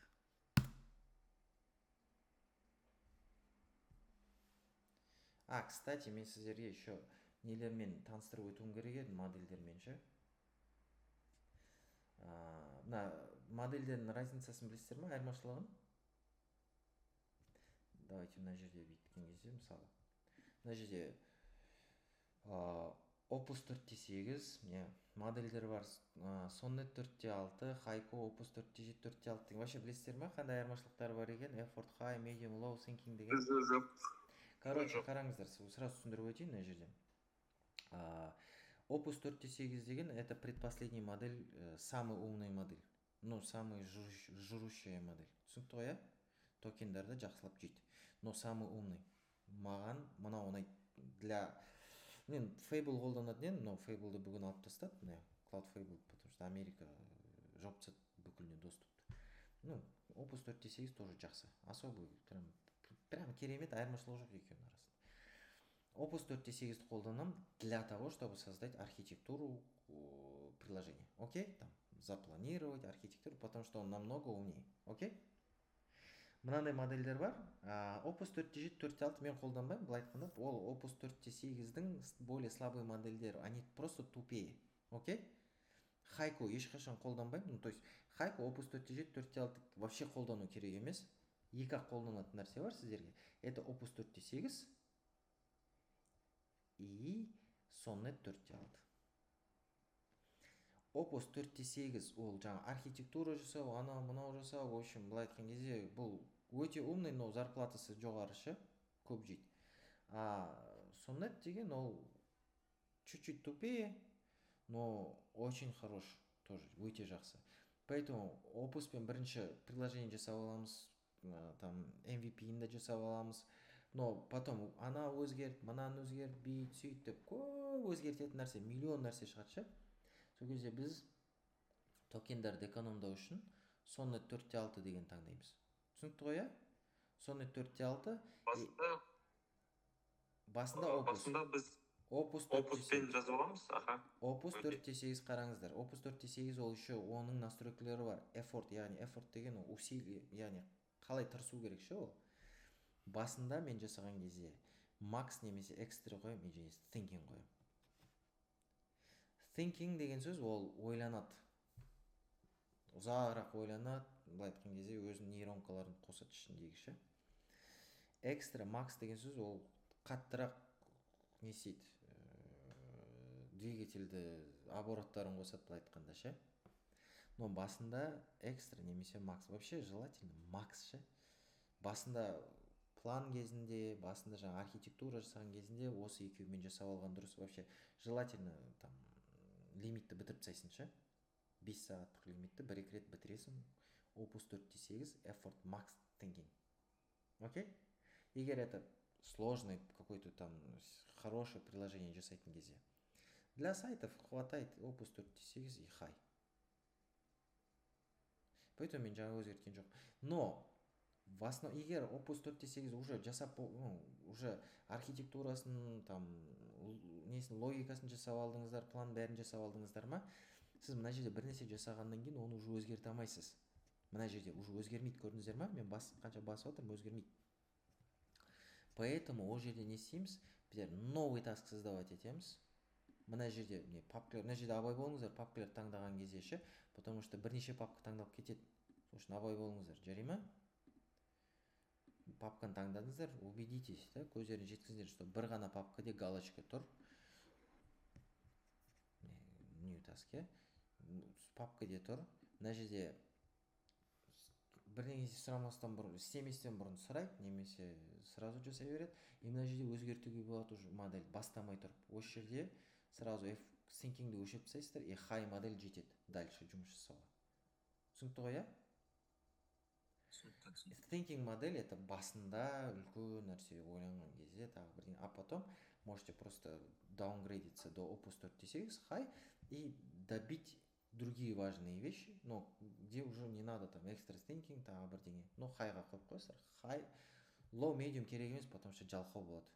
High идеально. Қоясыздар. Sonnet 4.6-ны қоямын, иә? Жоқ, Opus 4.8. Но до конца тұра бере ма?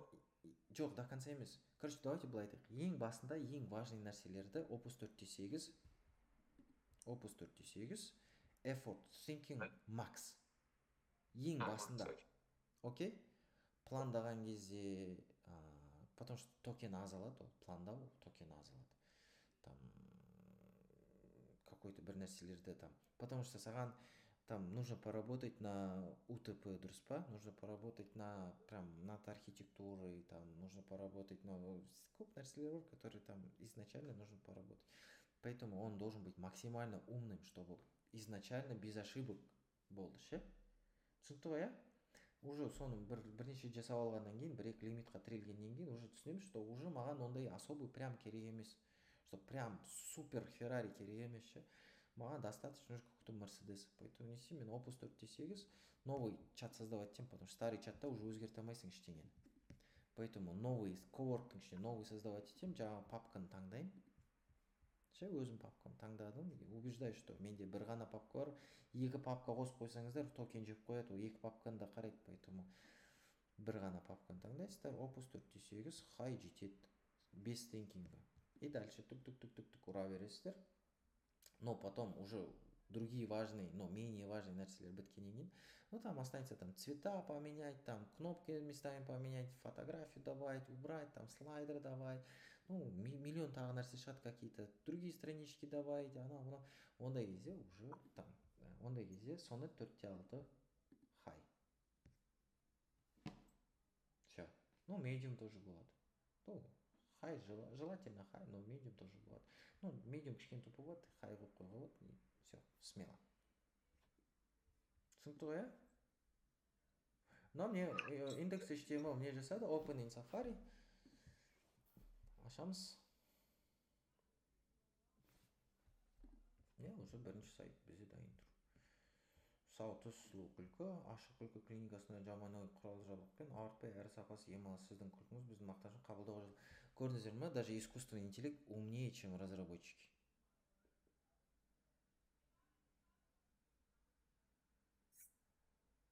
Сразу түсінді, что мына жерде кнопка болу керек. Но пока мына кнопка, не, көрдіңіздер ғой? Иә. То есть, вот так должно быть. Басқа сайтқа лақтырмау керек. Ну, конечно, мына жерде көп нәрселер бар. Мен бүйтіп жазатын болсам, ол жақын арада хабарласып, но ол ешқайда кеткен жоқ, потому что бізде әлі ішінде база данных жоқ, ішінде әлі CRM-ка жоқ, ішінде бізде админка жоқ, который там кіріп өзгертетін. Түсінікті ғой, иә? Ну, вроде бы бізде осындай нәрселер бар. И мысалы мен мына жерде қазір бірдеңе өзгертім келіп тұр. Например, мен мына жерде бетінде, мысалы бәрі мынау күшті тұр, но мына жерге мен сурет салғым келіп тұр. Окей? Мен не істеймін?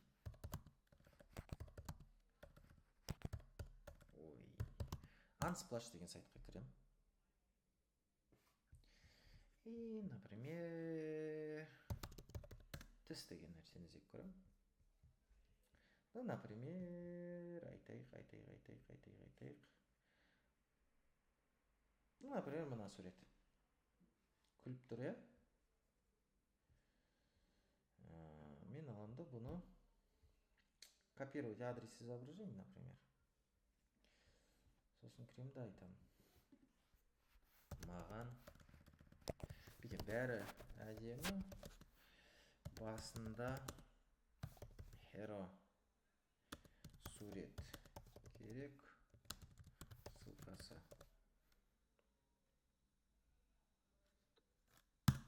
Например. И күтем.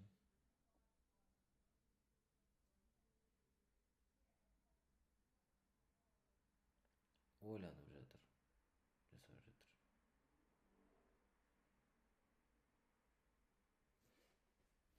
Дайын. Safari'мен ашып көрейік. Міне. Уже лучше ма? Иә.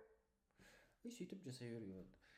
Мысалы там біздің қызметтер, мысалы мен уже жасап алдым. И маған мысалы мына жерде айтайық, там байланыс, мысалы маған мына жерге тағы бір бет керек, например, білмеймін. Просто тупо бір бет керек. Вот клиент сұрады, бір бет керек. Не істеймін? Мен уже керек емес, Opus 4.8 маған самый қымбатты қолдан. New Task. Жаңа папка тұр. Sonnet 4.6. Мына Medium'да тұра бере алады. Мен там жаңа бет қос. Білмеймін, любой не болуы мүмкін. Там сервистер деген. Например, просто тупо керек болды, жаңа бет қос дедім бізге, сервистер деген болды. И соны зато токен экономдап жатырмын.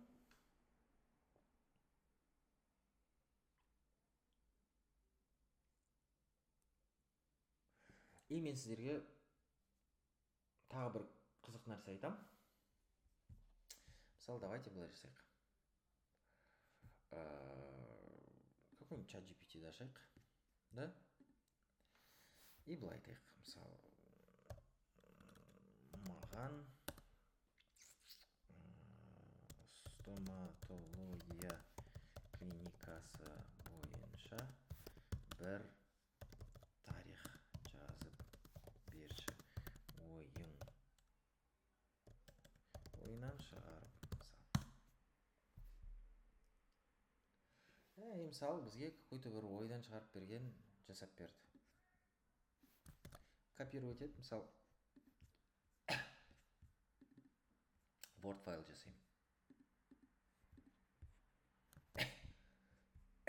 Мысалы, мына жерде сізде какой-то бір Word файл бар. Я? Может быть, там 20-50 бет болуы мүмкін. Ну, в общем, әртүрлі. Какой-то Word файл бар. Мен оны аламын да сохранить етем. Но сохранить етем мен оны сол папкаға. Бірінші ағымға, мысалы, мына жерге сохранить етем. Мысалы, мен тарих деп қояйыншы, сохранить етіп қойдым. И мен мысалы Клодқа айтамын, ол жасады мысалы, оны мына жерден де көруге болады негізі, но мына жақтан конечно біз компьютерге керек болған не сенде ана мынау не қызметтер деген бір бет жасап қойыпты бізге, басты бет қызметтер деген бет жасап қойыпты ше. Енді мен оған айтамын мысалы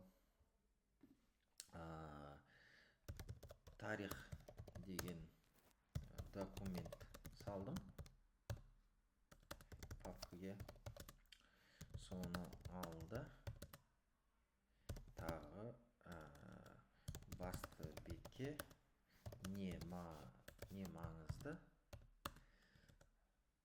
соны алды, бір ақпаратты сал.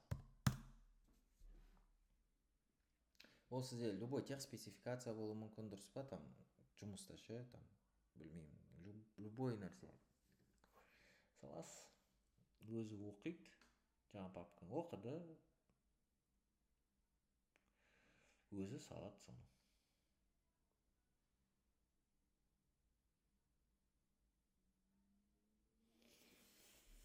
Шай ішесіздер бұл уақытта, телефон қарасаңыздар болады, дәрісханаға барып келсеңіздер болады, в общем навигацияға да қосамын дейді. Навигацияға мен оған айтқан жоқпын қосу жайында.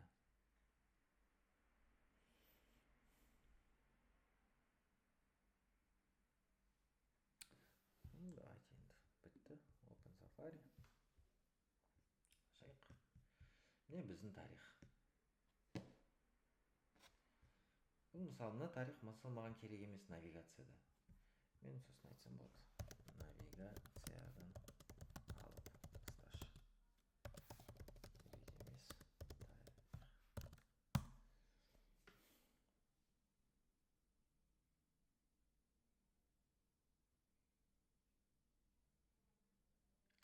Все. Жоқ тарих. Көрдіңіздер ғой? И бүкілі мына жерде сақталып тұр.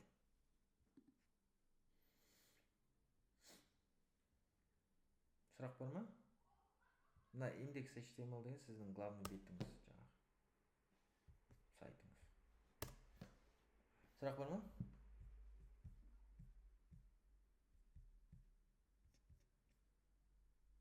Алло? Жоқ. Керемет жасалды сайт. Лендинг, вообще сайт пен лендингтің айырмашылығын білесіздер ғой, лендинг деген ол рекламаға арналған. Яғни сразу бір беттік сайт емес. Вообще екі түрлі айырмашылығы бар.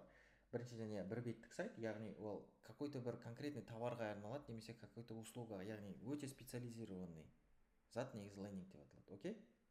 То есть бір беттен тұрады, өте специализированный. Және екінші нәрсесі бар. Сайт пен лендингтің айырмашылығы, лендингта JavaScript жоқ, практически жоқ лендингта JavaScript. Не үшін? Потому что рекламадан өтпейді Google. Сайт жасасаңыздар, какой-то, давайте, мобильный приложение, веб-приложение жасадыңыздар, ол неден өтпейді. Мысалы, какой-нибудь, мысалы, менде, мысалы, мынандай есеп деген, мысалы, мен жасағаным ше. Мысалы, айтайық. Мен, мысалы, осыны неге берейін десем, мысалы, аналитика, да, финансовый аналитика, окей. Мен егер осыны берейін десем, неге рекламаға Google-ға өтпейді. Потому что ішінде JavaScript бар, ол compromised сайт деп шығады, яғни взломанный сайт деп береді, потому что ішінде JavaScript бар, ол JavaScript-ті оқи алмайды. JavaScript это код, который делает какую-то функцию, бірдеңе жасайды. А оған желательно чистый HTML, меньше JavaScript вообще желательно, чтобы вообще очень мало JavaScript. Поэтому мынау бізде HTML. Түсінікті ғой, не соңында оны оқысаңыздар болады. Индекс HTML. Түсінікті ғой, Hypertext, бірдеңе. Поэтому Google-ға рекламаға жіберетін болсаңыздар, обязательно, желательно лендинг. Сіздер любой, мысалы, любой бір сервис жасайтын болсаңыз, білмеймін, мысалы қандай қолданасыздар, мысалы SAP қолданасыздар ма? SAP мысалы, егер рекламаға кіретін болсақ, біз приложениеға түскен жоқпыз, біздер лендингқа түстік. И міне Explore SAP Products деген кезде потом только барып оның несіне түсеміз, сайтына түсеміз. Түсінікті ғой, түсіндіңіздер ғой? Иә.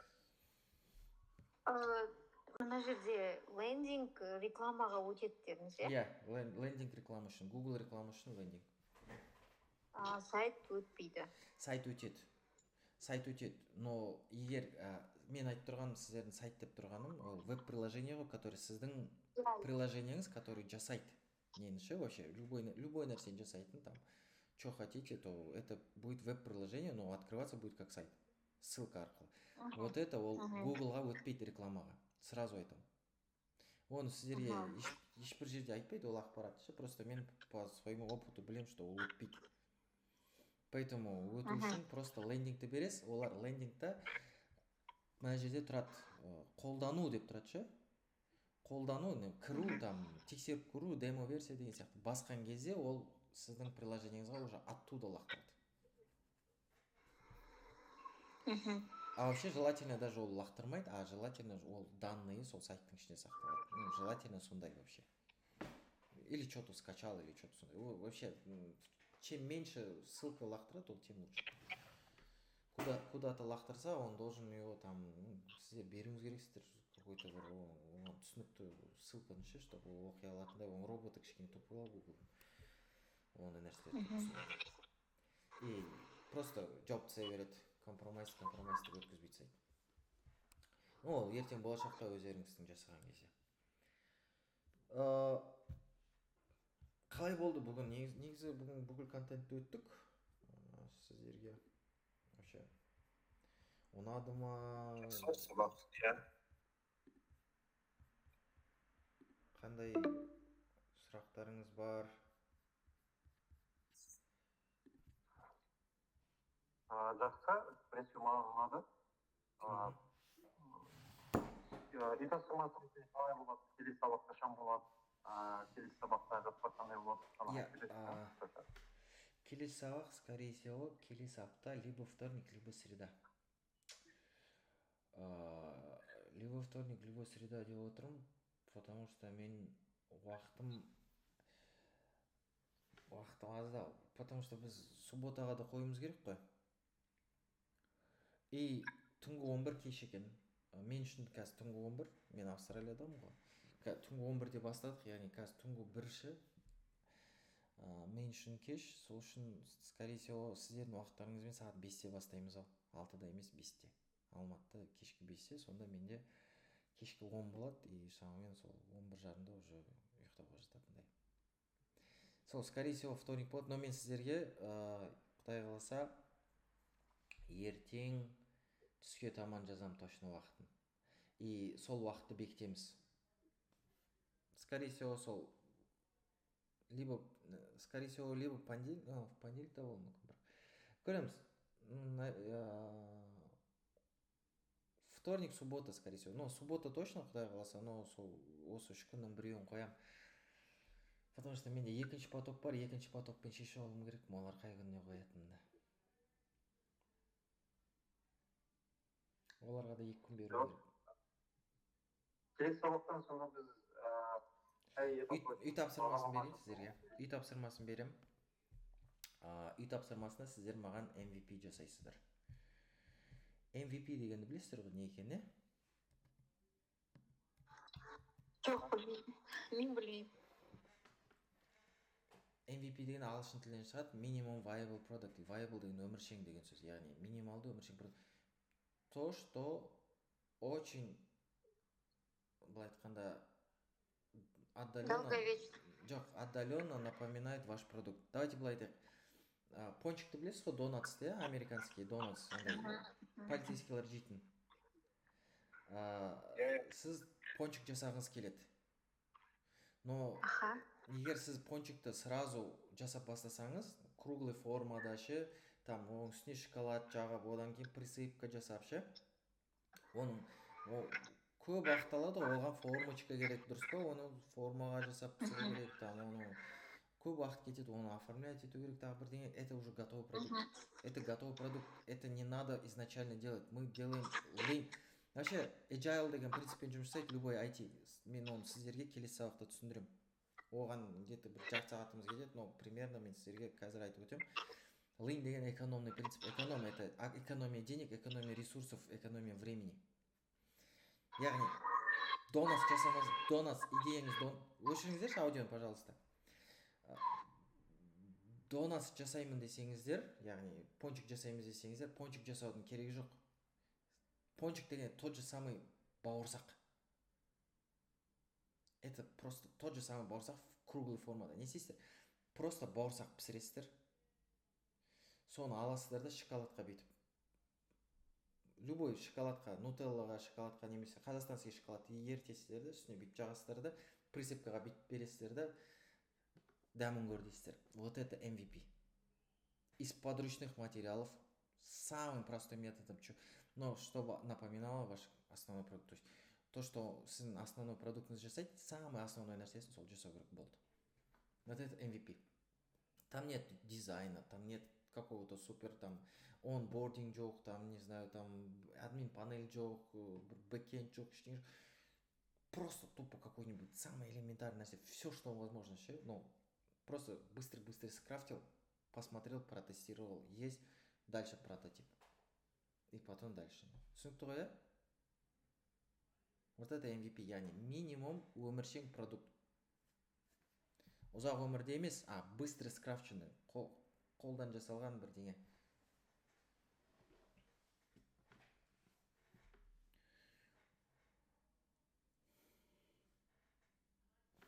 Түсінікті ма, түсініксіз ба?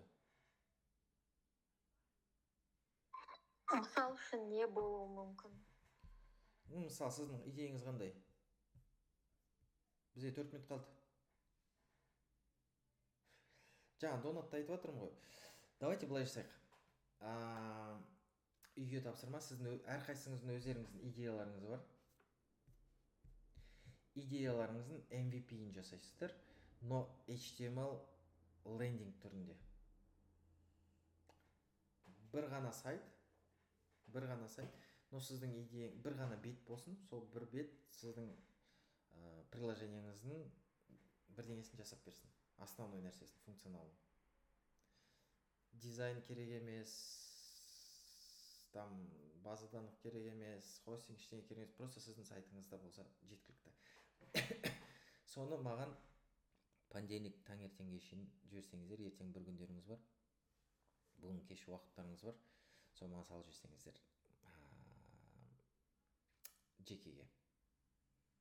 Сосын мен сіздерге зато сосын әрқайсыңызға жекеңізге обратный связь бере аламын. Яғни не нәрсе дұрыс емес, вообще идеяңызды полностью мен былай айтқан кезде жөнге қойып беруге тырысамын. Жақсы. Болғандарыңызға рахмет. Онда Рахмет, сізге түсінікті болды. Жартылай. Әлі түсінесіздер, бірінші сабақ қой бұл. Екінші сабақта, үшінші сабақта әлі жақсы түсінесіздер. Онда мен сіздерге ертең құдай қалса обедте келесі сабақтың қашан болатынын жазып жіберемін. Жақсы, рахмет. Жақсы, қайырлы кеш, қайырлы түн, сау саламат болыңыздар. Жақсы, рахмет, сау болыңыз. Жақсы, рахмет, сау болыңыздар. Жақсы, рахмет, сау болыңыз.